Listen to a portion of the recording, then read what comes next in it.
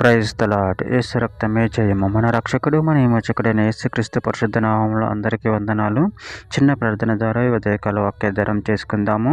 పరిశుద్ధుడ మహాగరుడైన దేవ యేసయ్య, సర్వాధికారి నాయన మీకే వేలాది వందనములు, కృతజ్ఞత స్తుతి స్తోత్రం చెల్లించుకుంటున్నాను దేవ ఉదయకాలం ప్రభు వాక్య భాగం ధ్యానిస్తుండగా వాక్య భాగం మాకు అర్థమవుతూ సహాయం చేసి మీ కృపలో బలపరిచి మీకు మాదిరిగా మమ్మల్ని నడిపించమని ఈ చిన్న ప్రార్థన ప్రభువు యేసుక్రీస్తు పరిశుద్ధ నామములో అడిగి వేడుకుంటున్నాను తండ్రి. Amen amen.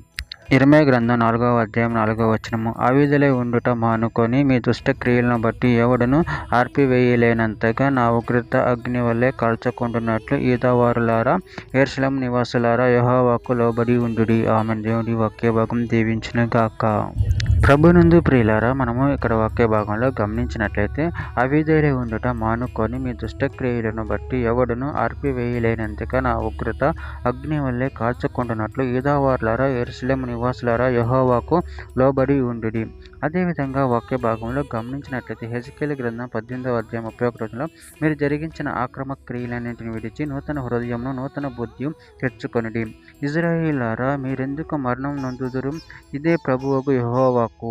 రోమీయులకు రాసిన పత్రిక 2వ అధ్యాయం 28-29 వచనంలో బాహ్యమునకు యూదుడైన వాడు యూదుడు కాడు, శరీరమందు బాహ్యమైన సున్నతి కాదు, అయితే అంతరంగమందు యూదుడైన వాడు యూదుడు, మరియు సున్నతి హృదయ సంబంధమైనదై ఆత్మయందు జరుగునదే గాని అక్షరము వలన కలిగినది కాదు.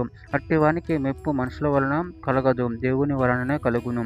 కొలస్సీయులకు రాసిన పత్రిక 2వ అధ్యాయం 11వ వచనం. మీరు క్రీస్తు సున్నతి యందు శరీరచులతో కూడిన స్వభావాన్ని విసర్జించి దాని యందు చేతులతో చేయబడిన సున్నతి పొందితిరి. జెఫన్యా గ్రంథం 2వ అధ్యాయం 2వ వచనం.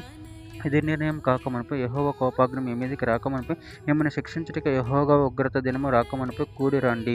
హోషేయ గ్రంథం 10వ అధ్యాయం 12వ వచనం. నీతి ఫలించినట్లు మీరు విత్తనము వేయుడి, ప్రేమను కోత మీరు కొయ్యుడి. యెహోవాను వెతుకుటే ఇదే సమయం గనుక ఆయన ప్రత్యక్ష మీ మీద నీతి వర్షం కురిపించినట్లు ఇదివరకు కన్నడు దున్నుని బీడు భూమి దున్నుడి. రోమీయులకు రాసిన పత్రిక 2వ అధ్యాయం 5వ వచనం. నువ్వు ధర్మశాస్త్రం అనుసరించి విసర్జించువాడవైతే సున్నతి ప్రయోజనకరమవును గాని ధర్మశాస్త్రం అతిక్రించువాడవైతువా నీ సున్నతికి కాకపోవును. చివరిగా ఒక మాట, ఫిలిప్పీయులకు రాసిన పత్రిక 3వ అధ్యాయం 3వ వచనం. ఎందుకనగా శరీరం ఆస్పదం చేసుకొనక దేవుని యొక్క ఆత్మ వలన ఆరాధించుచు క్రీస్తు యేసునందు అతిశయపడుచున్న మనమే సున్నతి ఆచరించు వారము. ఆమెన్. దేవుడి వాక్య భాగం దీవించిన కాక చిన్న ప్రార్థన చేసుకుందాము. పరిశుద్ధుడ మహాగణుడైన దేవ యేసయ్య, నాయన మీరు ఇచ్చిన వాక్య ధనాన్ని బట్టి ప్రేమ కృతజ్ఞతలు చెల్లించుకుంటూ మీ ప్రేమ కృపలు మమ్మల్ని నిరంతరం కాచి కాపాడి మీకు మాదిరిగా మమ్మల్ని నడిపించమని చిన్న ప్రార్థన యేసుక్రీస్తు పరిశుద్ధ నామములో అడిగి వేడుకుంటున్నాను తండ్రి. ఆమెన్.